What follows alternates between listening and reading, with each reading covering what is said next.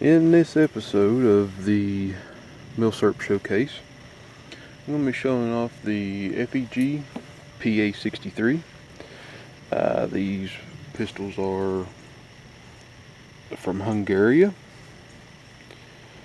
They were first designed in 1963, or adopted rather. They were originally they had a R61. Well, previously they had an R61. There were several models preceded this in the evolution up into this model. The R61 was essentially the same weapon, except the metallurgy sucked a little more.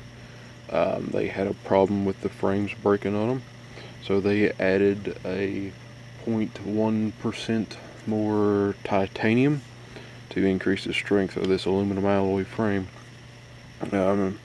One thing that's kind of odd about these pistols in particular is the fact that it's a military weapon with shiny parts. The reason they done that was just to cut down on cost, and you can, if you ain't got to paint it, you can produce that weapon a whole lot faster. That's basically the only reason they done it, and it costs a little less because you're not buying paint. They are chambered in 9mm Makarov, 9x18.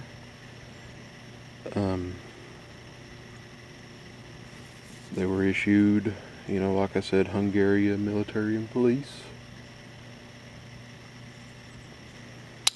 Have a 7-round magazine with, capable of one in the chamber, double action.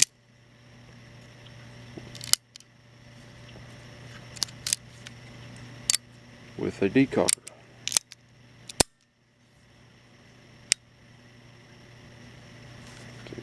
See that in there.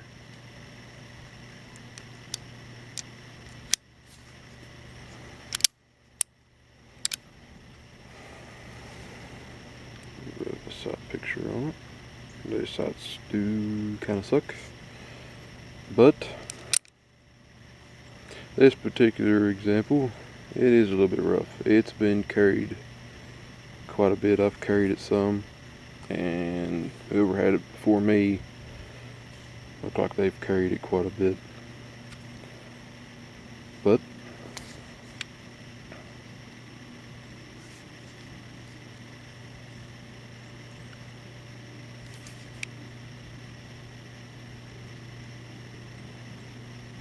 there's no real way to date these. They made them for a few years. There's no real way to date them. You can take the grips off, and underneath this side, if it has been re-arsenaled or refurbished, they'll have a date under there, a refurbishment date. This one does not. So other than that, there's no real way to date them.